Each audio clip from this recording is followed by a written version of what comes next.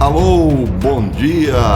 Hoje, dia histórico, 15 de novembro de 2021, aniversário da proclamação da República Federativa e Presidencialista do Brasil.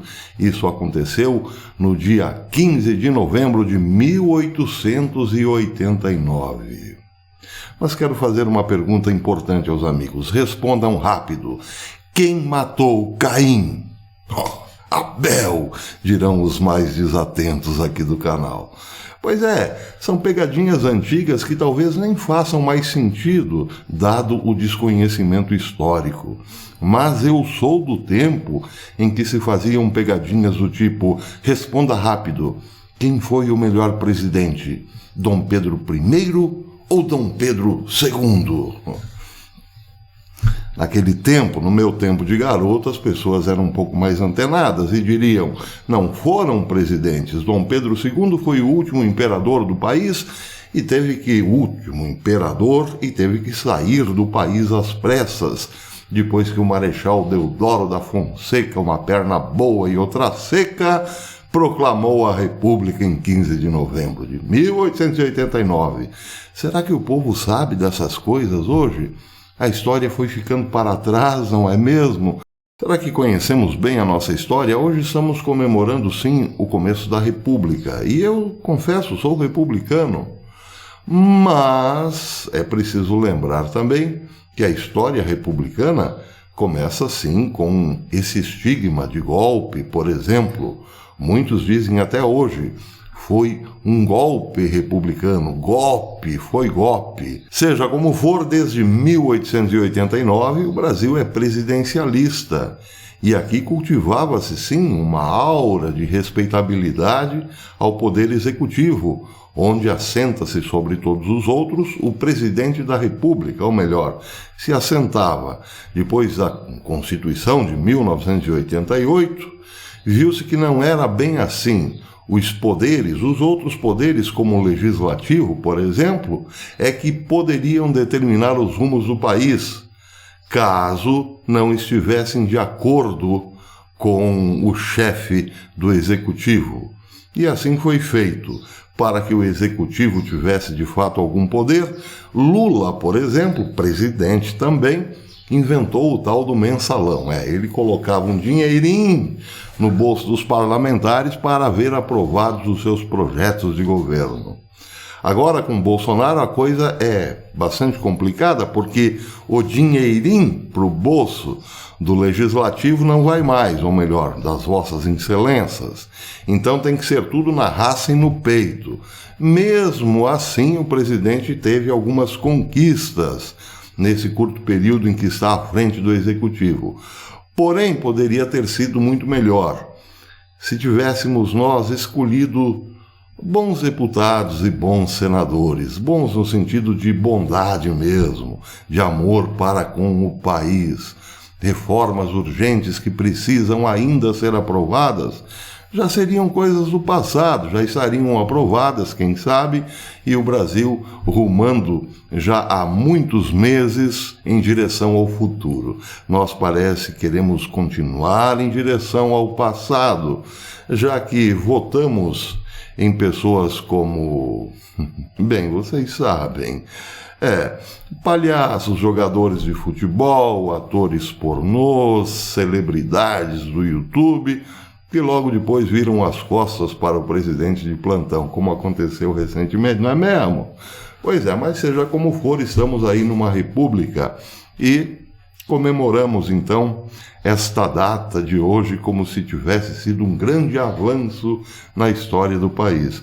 Eu digo isso com um certo constrangimento, porque confesso aos amigos, eu sou sim republicano. Então não tenho grandes conquistas a comemorar.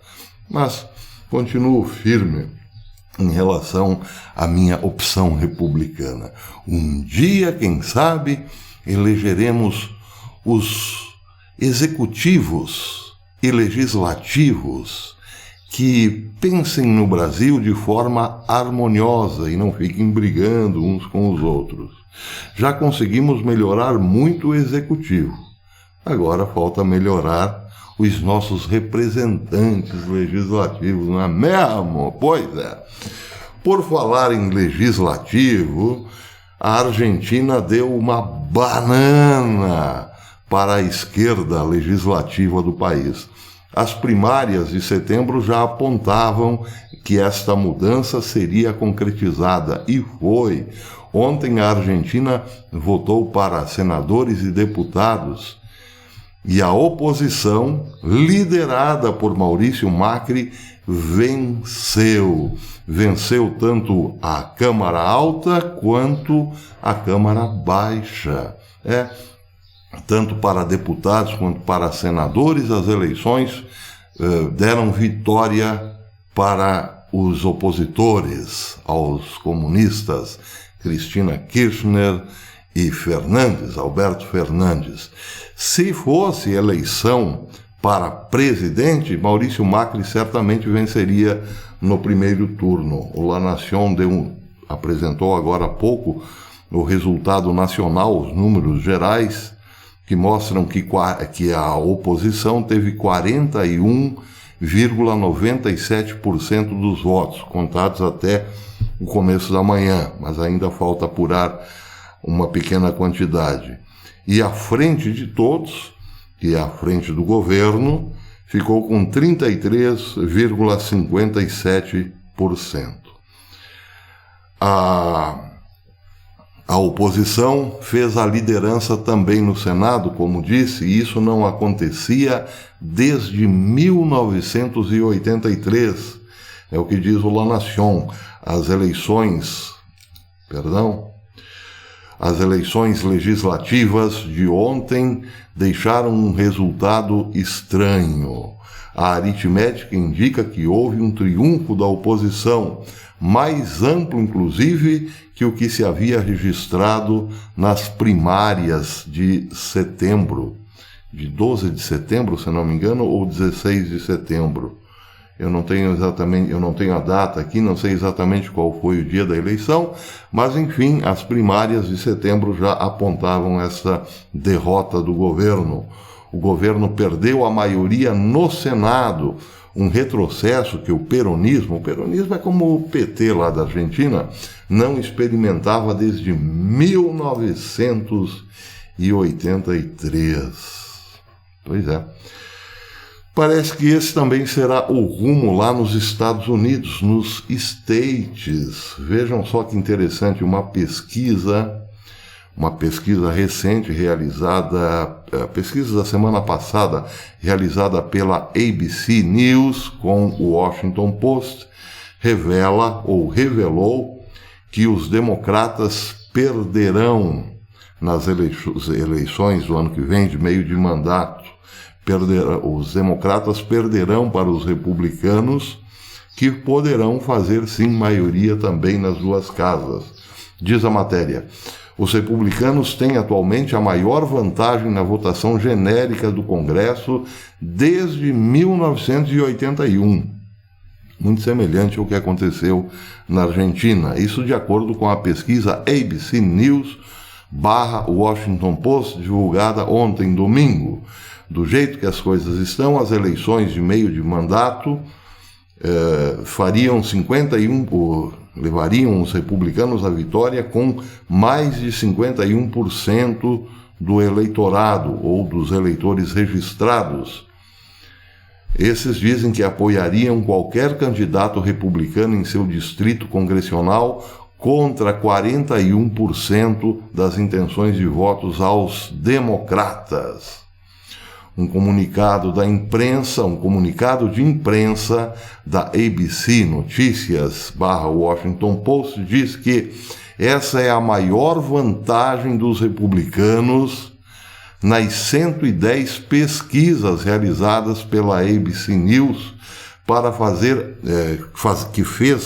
fazendo a pergunta sobre a intenção de voto para as eleições de meio de mandato. Isso desde novembro de 1981. É apenas a segunda vez que o Partido Republicano, diz a ABC, tem uma vantagem estatisticamente significativa. Os independentes, aqueles que não votam nem nos republicanos, nem nos democratas, normalmente não votam, dizem que, se fossem obrigados a votar num dos dois grandes partidos, decidiriam, numa margem de 50 contra 32, pelos candidatos republicanos. A ABC diz que isso é notável, considerando que seriam 12 pontos, isso levaria 12 pontos a mais para o Partido Republicano nas próximas eleições. A mesma pesquisa mostra também uma ansiedade econômica generalizada entre os americanos. Com a inflação em alta em 30 anos, 70% dos americanos dizem que a economia está em péssimo estado. O índice de aprovação de Biden também caiu, segundo a pesquisa, caiu para 41%. O interessante é que há alguns dias atrás a CNN tinha feito também a sua pesquisa e mostrava que Biden tinha 48% de aprovação. Já a pesquisa de ontem mostra que a aprovação é de 41%, o que ainda, convenhamos, parece muito alto, dado o que refletem as ruas lá nos Estados Unidos. Já a Daily Caller diz que a classificação de Biden é a mais baixa de todos os tempos de sua carreira política, por assim dizer. Os eleitores independentes dão a Biden apenas 35% de aprovação. E por aqui a notícia é que o namoro entre Bolsonaro e o PL parece não dará resultado. O presidente Bolsonaro estava em vias de filiar-se ao PL, mas parece tudo retrocedeu depois que Bolsonaro exigiu o controle, ou melhor, exigiu a indicação, a possibilidade de indicar o futuro candidato ao governo de São Paulo. O Jornal da Cidade Online diz que em turnê pelo Oriente Médio, o presidente Jair Bolsonaro afirmou ontem que sua ida para o PL ainda não está confirmada, só estará confirmada quando ele assinar a ficha de filiação. Já o presidente do partido, Valdemar Costa Neto, comunicou aos correligionários que a cerimônia para o ingresso de Bolsonaro, antes anunciada para o dia 22 de novembro, foi adiada para a data ainda não definida. Fontes ligadas ao PL e ao Planalto indicam que haverá uma tentativa de retomar o diálogo. Isso quer dizer que o diálogo foi rompido quando Bolsonaro retornar do Oriente Médio, mas isso só acontecerá se o dono do partido, Valdemar Costa Neto, ceder o diretório de São Paulo para o deputado Eduardo Bolsonaro. Algo que Valdemar não concorda nesse momento. Alguém acreditava que ele concordaria? O senador Flávio Bolsonaro lembrou que o PL soltou um comunicado onde autoriza diretórios de alguns estados a coligar com partidos de esquerda, inclusive o PT. Alguém acha isso estranho, vindo de Valdemar? Eu não. A verdade é que quem conhece Valdemar Costa Neto, diz o Cidade Online, e seu histórico, para não dizer capivara, não é mesmo? Acha improvável esse acordo com um linha dura como Bolsonaro.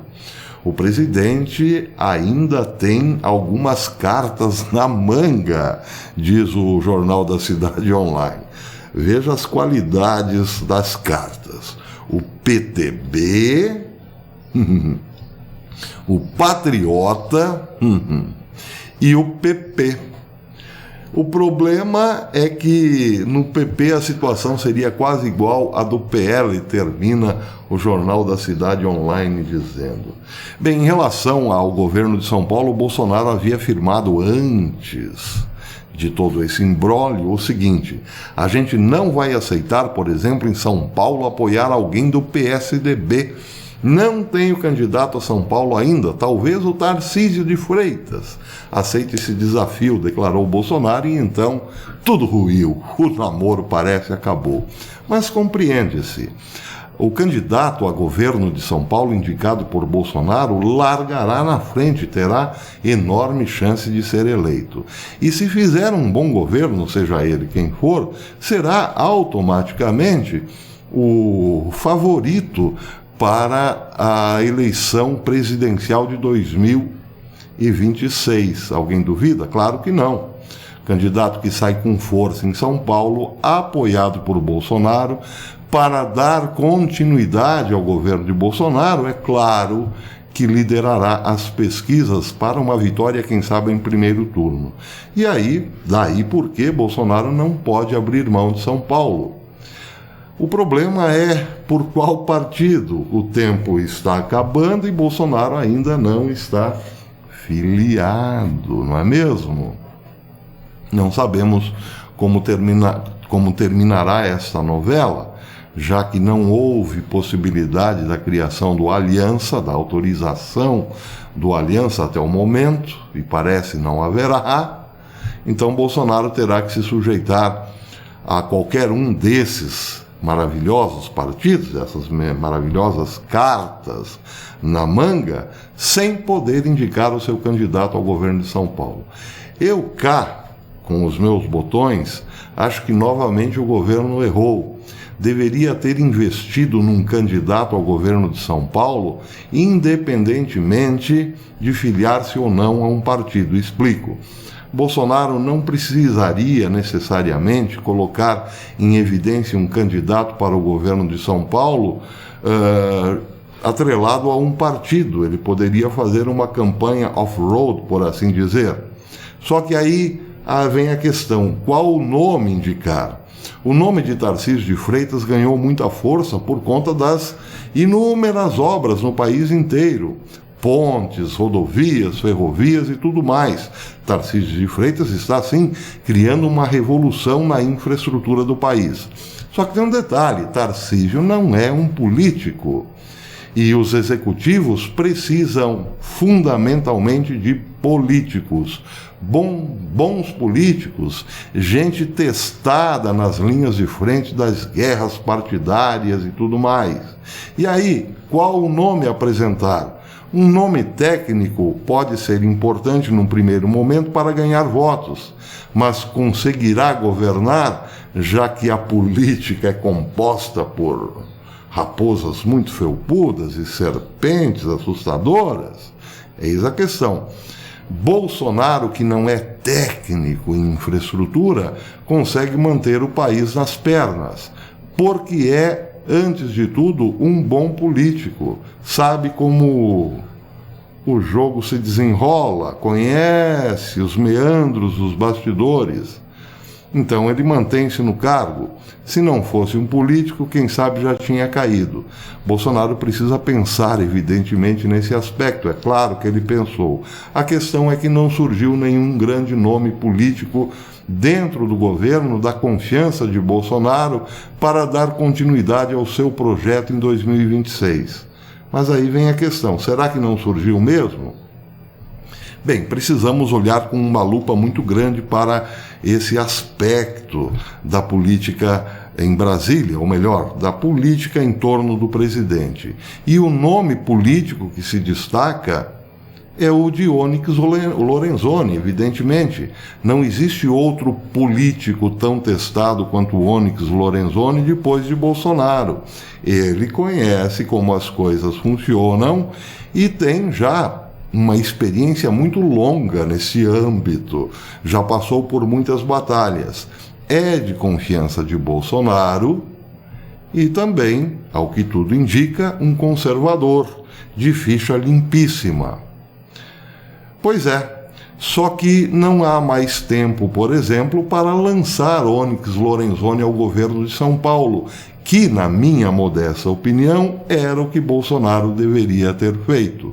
Ter feito com que Onyx Lorenzoni mudasse o seu domicílio eleitoral para São Paulo e começasse já, desde o começo deste ano, uma campanha visando uma futura candidatura para o governo de São Paulo e depois, em 2026, apresentar-se como candidato a substituir o presidente. Só que nada disso foi feito e agora é tarde. Onyx Lorenzoni, é bom que se diga, é o coringa de Bolsonaro.